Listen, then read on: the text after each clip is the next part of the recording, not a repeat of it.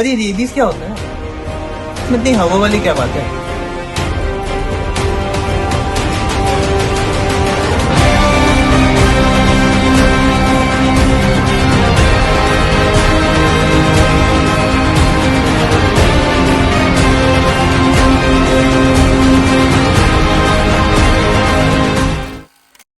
तुमने सुना है सुप्रीम कोर्ट ने अभी भी आदेश निकाला है जिसमें दिल्ली की सड़कों से सारे कुत्तों को हटाने वाले हैं। हाँ सुना है।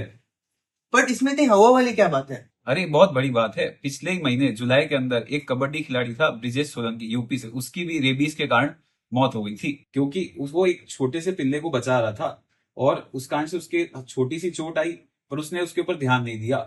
अच्छा, पर ये रेबीज क्या होता है?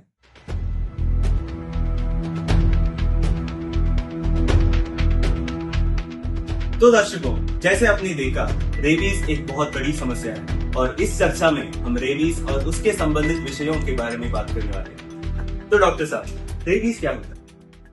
रेबीज एक ऐसी जानलेवा बीमारी है जो जानवर के हमले की वजह से मनुष्य में फैलती है। जब रेबीज के लक्षण दिखने शुरू हो जाते हैं उसके बाद इस बीमारी का कोई इलाज नहीं होता। इसलिए ये जानना जरूरी है कि हम रेबीज से कैसे बचें और हम रेबीज वाले जानवरों को कैसे पहचानें। तो जिन भी जानवरों को रेबीज होता है उनके कुछ लक्षण होते हैं। पहले तो ये अत्यधिक भौंकने लगते हैं, बिना किसी वजह के इंसान पे हमला करने लगते हैं और इसके अलावा इनके मुंह से ज्यादा लार भी निकलता है। अच्छा डॉक्टर साहब, तो ये बीमारी लोगों में हो कैसे सकते हैं? ये बीमारी कई जानवरों से हो सकती है, जैसे कि कुत्ते, बिल्ली, बंदर, चमगादड़, नेवले और जंगली जानवर जैसे भेड़िए।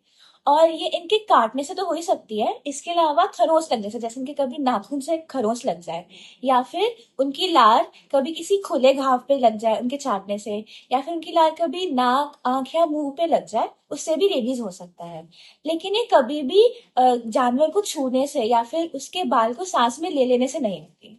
अच्छा डॉक्टर साहब, तो मानिए मुझे एक कुत्ते ने काट लिया, तो मुझे क्या करना चाहिए? अगर आपको या किसी को भी जानवर काटता है तो ऐसी कई चीजें हैं जिसको आपको ध्यान में रखनी है।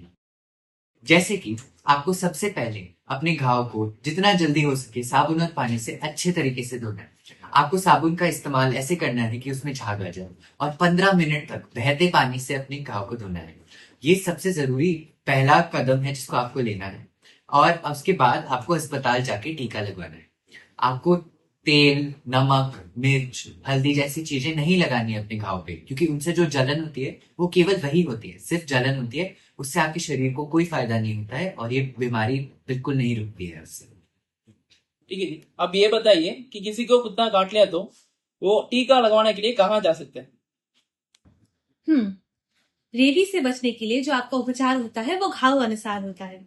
अगर आपको किसी भी जानवर का हमला हो तो फिर आपको टीके बाजू में लग सकते हैं, जो आपको कई बार लेना पड़ता है। और ये टीके आपको मुफ्त में अम्बेडकर नगर, मालवीय नगर या फिर सफदरजंग अस्पताल से मिल सकता है। इनके अलावा अगर चोट ज्यादा गहरी हो या फिर उससे खून आए तो आपको टीके लगाने की जरूरत पड़ सकती है जो घाव के आसपास होता है, और ये आपको सफदरजंग अस्पताल से मिल सकता है।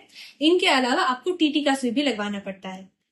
इसके अलावा आपको ध्यान रखना है कि अगर आपके घर में कोई पालतू जानवर है तो आपको उसे भी रेबीज का टीका लगाना है। और एक बात और आप जरूर ध्यान रखिए, अगर पहले से टीका लगा हुआ है आपके पालतू जानवर के, अगर उसके बाद अगर वो काट लेता है तो उसके बाद भी आपको सावधानी के लिए टीका लगाना जरूरी है, क्योंकि उससे संक्रमण का खतरा रहता है।